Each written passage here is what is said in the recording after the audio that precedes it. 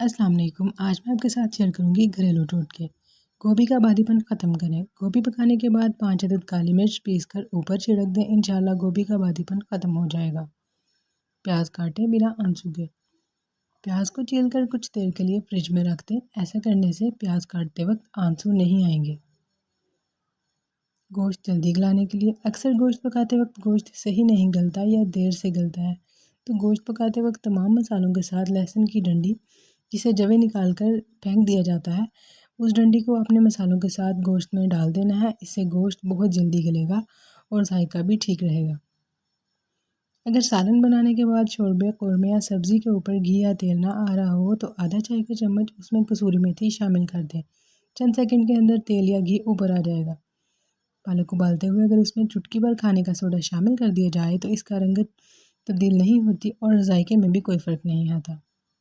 अगर आलू ज़्यादा मीठे हों, उन्हें छीलकर नमक मिले पानी में चंद मिनट के लिए भिगो दें। इस तरह से आलूओं की मिठास काफ़ी हद तक कम हो जाएगी। हरी चटनी का रंग फ्रेश ग्रीन रखने के लिए चटनी बनाते वक्त 1 खाने का चम्मच सिरका और 1 चाय का चम्मच तेल डाल लें। चटनी बिल्कुल फ्रेश और हरी रहेगी। हरा धनिया पुदीना ज़्यादा दिन तक फ्रेश रखने के लिए गिलास में ठंडा पानी डालकर इसमें धनिया खड़ा कर दें। इसके बाद फ्रिज में रख दें, ये हफ्तों ताज़ा रहेगा। खरबूजे के छिलके सुखाएं और उसे पीस कर रख लें। जब गोश्त जल्दी गलाना हो उसमें 3 से 4 चुटकी ऐड करें, गोश्त जल्दी गल जाएगा।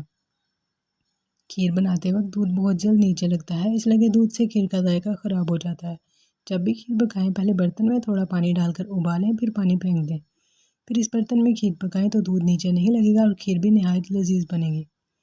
गोश्त खाकर कब्ज़ हो गई है। गोश्त के इस्तेमाल से पैदा होने वाली कब्ज़ की शिकायत से अगर बचना चाहते हैं तो रात को इसबगोल का छिलका इस्तेमाल करें।